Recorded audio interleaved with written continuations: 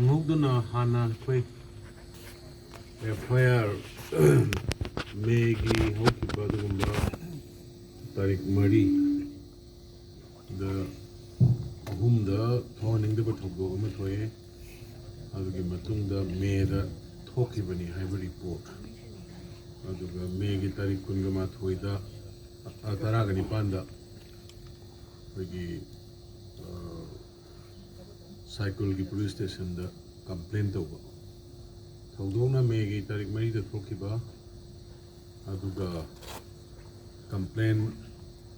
FIRꯅ ꯃꯦꯒꯤ ꯇꯥꯔꯤꯛ 19ꯗ ꯇꯧꯋꯦ ꯍꯥꯏꯕ ꯑꯗꯨꯒ ꯑꯗꯨꯗꯒꯤ ꯑꯃꯨꯛ ꯖꯨꯟꯒꯤ ꯇꯥꯔꯤꯛ 18ꯗ ꯃꯥꯒꯤ ꯄꯨꯂꯤꯁ ꯁ꯭ꯇꯦꯁꯟ ꯅꯣꯡꯄꯣꯛ ꯁꯦꯛꯃꯥꯏꯗ ꯇ꯭ꯔꯥꯟꯁꯐꯔ ꯇꯧꯋꯦ ꯍꯥꯏꯕ ꯀꯦꯁ ꯑꯃꯈꯛ ꯑꯗꯒꯤ ꯃꯣꯂꯦꯁꯦꯁꯟ ꯔꯦꯞ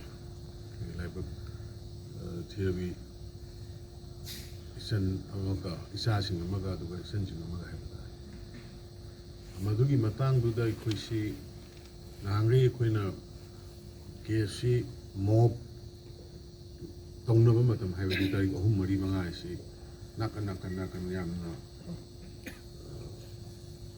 ꯃꯑꯣꯡ ꯇꯥꯗꯕ ꯃꯑꯣꯡꯗ ꯆꯠꯅꯔꯛꯄ ꯊꯦꯡꯅꯔꯛꯄ ꯁꯣꯛꯅꯈꯤꯕ ꯃꯇꯝ ꯑꯣꯏꯕ ꯑꯗ ꯃꯗꯨꯗꯩꯗ ꯀꯔꯤꯅꯣ ꯍꯥꯏꯁꯦ ꯑꯩꯈꯣꯏꯗꯁꯨ ꯃꯗꯨꯒꯤ ꯀꯝꯄ꯭ꯂꯦꯟꯗꯨ ꯈꯨꯗꯛꯇꯨꯗ ꯂꯥꯛꯑꯕꯁꯨ ꯐꯕ ꯀꯝꯄ꯭ꯂꯦꯟꯗꯨꯁꯨ ꯈꯨꯗꯛꯇꯨꯗ ꯂꯥꯛꯇꯕꯅꯤꯅ ꯑꯩꯈꯣꯏꯒꯤ ꯃꯦꯒꯤ ꯇꯥꯔꯤꯛ 14 days ꯃꯨꯛ ꯂꯩꯔꯒ ꯂꯥꯛꯈꯤꯕ ꯑꯗꯨꯒꯤ ꯃꯇꯨꯡꯗ ꯑꯃꯨꯛ ꯑꯩꯈꯣꯏꯅ ꯃꯗꯨ ꯊꯤꯒꯠꯅꯕ ꯍꯣꯠꯅꯕꯗ ꯂꯩꯔꯤꯕ ꯏꯔꯥꯡꯁꯤꯅ ꯑꯃꯒ ꯑꯩꯈꯣꯏ ꯃꯣꯔ ꯗꯦꯟ ꯑꯩꯈꯣꯏ ꯀꯦꯁꯁꯤ FIR ꯌꯨꯝ ꯃꯩ ꯊꯥꯕꯒꯤ ꯑꯗꯒꯤ ꯑꯇꯩ ꯄꯨꯟꯅ ꯌꯥꯎꯔꯀꯥꯟꯗ ꯑꯩꯈꯣꯏ ꯀꯦꯁꯁꯤ ꯃꯁꯤꯡ ꯌꯥꯝꯕ ꯑꯗꯣ ꯍꯧꯖꯤꯛꯀꯤ ꯍꯥꯏꯔꯤꯕ ꯄꯥꯔꯇꯤꯀꯨꯂꯔ ꯄꯣꯠꯁꯤ ꯀꯔꯝꯕꯅꯣ ꯀꯔꯤꯅꯣ ꯁꯤ ꯑꯥꯏꯗꯦꯟꯇꯤꯐꯥꯏ ꯇꯧꯅꯕ ꯍꯣꯠꯅꯔꯤꯉꯩ ꯃꯔꯛꯇ ꯑꯃꯨꯛ ꯀꯦꯁꯁꯤ ꯑꯩꯈꯣꯏꯅ ꯄꯨꯂꯤꯁ ꯁ꯭ꯇꯦꯁꯟꯁꯤ ꯑꯣꯏꯔꯝꯕ ꯌꯥꯏ ꯍꯥꯏꯅ ꯆꯤꯡꯅꯕꯁꯤꯗ ꯅꯣꯡꯄꯣꯛ ꯁꯦꯛꯃꯥꯏꯒꯤ ꯑꯦꯔꯤꯌꯥ ꯑꯣꯏꯔꯅꯤ ꯍꯥꯏꯕꯗꯒꯤ ꯅꯣꯡꯄꯣꯛ ꯁꯦꯛꯃꯥꯏꯗ ꯑꯃꯨꯛ ꯇ꯭ꯔꯥꯟꯁꯐꯔ ꯇꯧꯔꯒ ꯇꯧꯕꯁꯤꯗ ꯉꯔꯥꯡ ꯅꯍꯥꯟꯁꯤ ꯁꯗꯟꯂꯤ ꯌꯥꯝꯅ ꯅꯨꯡꯉꯥꯏꯇꯕ ꯚꯤꯗꯤꯑꯣ ꯀ꯭ꯂꯤꯞ ꯑꯃ ꯑꯩꯈꯣꯏ ꯁꯔꯐꯦꯁ ꯇꯧꯔꯛꯄ ꯃꯗꯨ ꯍꯦꯛ ꯇꯧꯔꯛꯄꯗꯒꯤ ꯑꯩꯈꯣꯏ ꯃꯌꯥꯝ ꯄꯨꯝꯅꯃꯛ ꯑꯩꯈꯣꯏ we are totally shocked ꯃꯅꯤꯄꯨꯔꯗ ꯂꯩꯔꯤꯕ ꯄ꯭ꯔꯖꯥ ꯃꯤꯌꯥꯝ ꯄꯨꯝꯅꯃꯛ ꯑꯩꯈꯣꯏ elected member ꯄꯨꯝꯅꯃꯛ ꯏꯚꯟ ꯂꯩꯔꯤꯕ A to Z ꯄ꯭ꯔꯖꯥ ꯄꯨꯝꯅꯃꯛ ꯂꯣꯏꯅ ꯁꯣꯛ ꯇꯧꯕ ꯑꯗꯨꯅ ꯍꯥꯏꯔꯤꯕ ꯄꯣꯠꯁꯤ ꯍꯦꯛ ꯀꯩꯅꯣ ꯑꯩꯈꯣꯏꯒꯤ ꯚꯤꯗꯤꯑꯣꯁꯤ ꯁꯔꯐꯦꯁ ꯇꯧꯔꯛꯄꯗꯒꯤ ꯑꯩꯈꯣꯏ ꯅꯨꯡꯉꯥꯏꯃꯟꯗꯗꯅ ꯃꯊꯪ ꯀꯃꯥꯏꯅ ꯇꯧꯕꯅꯣ ꯍꯥꯏꯅ ꯑꯩꯈꯣꯏ ꯊꯤꯒꯠꯅꯔꯛꯄ ꯀꯥꯟꯗ ꯍꯧꯖꯤꯛꯀꯤ ꯍꯥꯏꯔꯤꯕ ꯗꯤꯇꯦꯜꯁ ꯈꯔꯁꯤ ꯀꯦꯁꯁꯤ ꯁꯨꯃꯥꯏꯅ ꯁꯥꯏꯀꯜ PS ꯀꯝꯄ꯭ꯂꯦꯟ ꯇꯧꯔꯝꯕꯅꯤ ꯑꯗꯨꯒ ꯑꯦꯔꯤꯌꯥ ꯊꯣꯛꯏꯕꯁꯤꯅ ꯑꯩꯈꯣꯏꯒꯤ ꯀꯩꯅꯣ ꯌꯧꯔꯝꯕꯅꯤ ꯁꯥꯏꯀꯜ ꯅꯣꯡꯄꯣꯛ ꯁꯦꯛꯃꯥꯏꯒꯤ ꯄꯨꯂꯤꯁ ꯁ꯭ꯇꯦꯁꯟꯒꯤ ꯀꯣꯟꯕꯗ ꯂꯩꯔꯝꯕꯅꯤ ꯇꯧꯔꯒ ꯇꯧꯕ ꯀꯥꯟꯁꯤꯗ ꯊꯣꯛꯂꯤꯕ ꯊꯧꯗꯣꯛꯁꯤ ꯌꯥꯝ ꯊꯤꯅ ꯅꯨꯡꯉꯥꯏꯇꯕ ꯍꯥꯏꯇꯥꯔꯦ ꯌꯥꯝ ꯊꯤꯅ ꯅꯨꯡꯉꯥꯏꯇꯕ ꯑꯗ ꯑꯩꯈꯣꯏ ꯉꯁꯤ ꯂꯦꯖꯤꯁꯂꯦꯆꯔ ꯇꯤꯝꯁ ꯑꯩꯈꯣꯏ ꯔꯨꯂꯤꯡꯒꯤ ꯒꯣꯔꯃꯦꯟꯒꯤ ꯑꯩꯈꯣꯏ ꯄꯨꯝꯅꯃꯛ ꯐꯝꯃꯀꯥꯟꯗ ꯑꯩꯈꯣꯏ ꯁ꯭ꯇꯔꯣꯡꯒꯦꯁ ꯇꯥꯝꯗ ꯑꯩꯈꯣꯏ ꯁꯤꯒꯨꯝꯕ ꯅꯨꯄꯤ ꯑꯉꯥꯡꯗ ꯅꯠꯇꯕ ꯆꯠꯄ ꯂꯝꯆꯠ ꯕꯦꯚꯥꯔ ꯌꯥꯎꯗꯕ ꯅꯍꯥꯟꯁꯨ ꯑꯩꯈꯣꯏ ꯂꯨꯁꯤ ꯍꯥꯏꯕ ꯅꯨꯄꯤ ꯑꯃ ꯍꯥꯠꯂꯝꯕꯗꯨꯒꯤ ꯃꯇꯥꯡꯗ ꯑꯩꯈꯣꯏ ꯈꯨꯗꯛꯇ ꯑꯩꯈꯣꯏ ꯀꯟꯗꯦꯝ ꯇꯧꯏ ꯅꯍꯥꯟꯁꯨ ꯑꯩꯈꯣꯏ ꯀꯨꯀꯤ ꯏꯆꯤꯟꯅꯥꯎꯒꯤ ꯅꯨꯄꯤ ꯑꯍꯜ ꯑꯣꯏꯔꯕ ꯑꯃ ꯍꯥꯠꯂꯝꯕꯗꯨ ꯑꯩꯈꯣꯏ ꯁꯤꯒꯤ ꯀꯩꯁꯥꯝꯊꯣꯡ ꯑꯦꯔꯤꯌꯥ ꯀ꯭ꯋꯥꯀꯩꯊꯦꯜ ꯑꯦꯔꯤꯌꯥ ꯁ꯭ꯋꯥꯏꯗ ꯑꯩꯈꯣꯏ ꯁ꯭ꯇꯔꯣꯡꯂꯤ ꯑꯩꯈꯣꯏ ꯀꯟꯗꯦꯝ ꯇꯧꯏ ꯁꯨꯃꯥꯏꯅ ꯅꯨꯄꯤ ꯑꯉꯥꯡꯁꯤꯡꯗ ꯅꯠꯇꯕ ꯇꯧꯍꯩꯗꯕ ꯑꯩꯈꯣꯏꯒꯤ ꯆꯠꯅꯕꯤ ꯂꯣꯟꯆꯠꯇ ꯌꯥꯎꯔꯛꯇꯕ ꯄꯣꯠꯁꯤ ꯇꯧꯕꯁꯦ ꯑꯩꯈꯣꯏ ꯉꯁꯤ ꯑꯩꯈꯣꯏ ꯃꯌꯥꯝ ꯐꯝꯃꯀꯥꯟꯗ ꯁ꯭ꯇꯔꯣꯡꯒꯦꯁ ꯇꯥꯝꯗ ꯀꯟꯗꯦꯝ ꯇꯧꯏ ꯍꯥꯏꯔꯤꯕ ꯃꯗꯨꯗꯩꯗ ꯆꯦꯟꯅꯔꯤꯕ ꯃꯤꯁꯤꯡ ꯑꯗꯨ ꯉꯔꯥꯡ ꯍꯦꯛ ꯚꯤꯗꯤꯑꯣꯗꯨ ꯂꯤꯛ ꯑꯣꯏꯔꯛꯄꯗꯒꯤ ꯑꯩꯈꯣꯏ ꯒꯚꯔꯟꯃꯦꯟꯠꯅ ꯑꯔꯩꯕ ꯐꯣꯔꯁ ꯁꯤꯖꯤꯟꯅꯔꯒ ꯑꯩꯈꯣꯏ ꯊꯤꯕ ꯍꯨꯝꯕꯒꯤ ꯇꯧꯍꯟꯗꯨꯅ ꯑꯥꯏꯗꯦꯟꯇꯤꯐꯥꯏ ꯇꯧꯗꯨꯅ ꯑꯍꯥꯟꯕꯗ ꯚꯤꯗꯤꯑꯣꯗꯨꯒꯤ ꯑꯣꯊꯦꯟꯇꯤꯁꯤꯇꯤ ꯑꯩꯈꯣꯏ ꯈꯪꯅꯅꯕ ꯍꯣꯠꯅꯕ ꯑꯗꯨ ꯇꯧꯕ ꯃꯌꯥꯝꯗ ꯃꯇꯝ ꯆꯪꯕꯅꯤꯅ ꯑꯗꯨ ꯇꯧꯔꯀꯥꯟꯗ ꯑꯩꯈꯣꯏ ꯉꯔꯥꯡ ꯃꯤ ꯑꯃ ꯑꯩꯈꯣꯏ suspected to be man accused manꯅꯦꯅ ꯆꯤꯡꯅꯕ ꯑꯗꯨꯒꯨꯝꯕ ꯄꯣꯠ ꯑꯃ ꯑꯩꯈꯣꯏ ꯐꯥꯔꯦ ꯑꯗꯨ ꯉꯔꯥꯡꯗꯒꯤ ꯑꯗꯨꯝ ꯀꯟꯇꯤꯅ꯭ꯌꯨꯁꯂꯤ ꯃꯗꯨꯒꯤ ꯌꯥꯝꯅ ꯍꯥꯏꯅꯤꯌꯁ crime I term it crime against the humanity haina lawi koina humanity gi mayokta chuthaw aduma crime nena lawi adu masi manipur gi praja puna mangna condemn su tawri tawbum su tawri aduna hairiba mara laiba aduguma miyo sing adu akoi usi faba hore aduga khwaidagi kanba exemplary punishment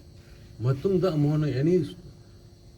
laan oirgera ama oirgera nupi angang ahan lamanda chakadaba lamsat bevhar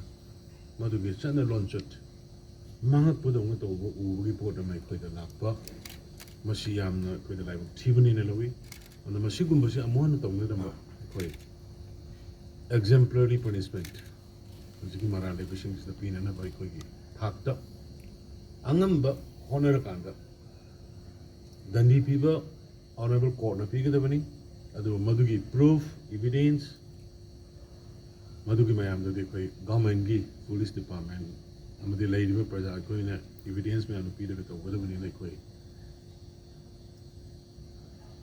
tarambanung una hangtuoga madugi effort piraga evidence khomaga khwaidi hena kanba punishment pinanaba even if possible capital punishment ba pinanaba ge koi madagi masak matum ranga koi plead tawgani aduna manipur gi miyam da aina amuhana koi legislation mayam gi mahut silaga ina appeal tawjari sugumba laikai da laiba isilinaw sing ahan naha mayam punamakta sugumba crime against the humanity miyoi bagi sanna lonsat ki wangda satpa lisat sajat sugumba se tawdanaba aikoi awareness peminasi loinana ngasi sigi hadak thoiba thawdoksina nupi angang asolana da thokpa thawdoki aroiba oihalaga makha tana mohana sugumba se koi thokdanaba yes magi hangnanaba tawnariba cause gi matungina thengnabada magi madugi dongda entitled tawraba forces singna thangnasanu yes manipur thugainaba honarakpada manipur kannanaba laiba state force bharat ki force paramilitary forces some rifles army thengnakani tholakani thengsu thengnari manipur bharat ki part amani Bharat Manipur काय बाय बसे भारत काय बस माने अदुना अदुगुंबगी थेंगनना पोटो इखोई gi ओइबा गवर्नमेंट gi लाइबे मशीनरी सिंग थेंगनना एलिमेंट सिंग अदुगुंबा अखोई स्टेट बु डिस्टर्ब तौनबा अखोई नेशन बु डिस्टर्ब तौनबा होनरि बु अदुमाइना थेंगनना बगी पदों साबाय खोइदा गवर्नमेंट पीसी अखोई लंबी द लंखांग द सिक्योरिटी फोर्सेस सिंग सतपदा maram saba sada bi yenga thingiba check tawriba masima tawbigano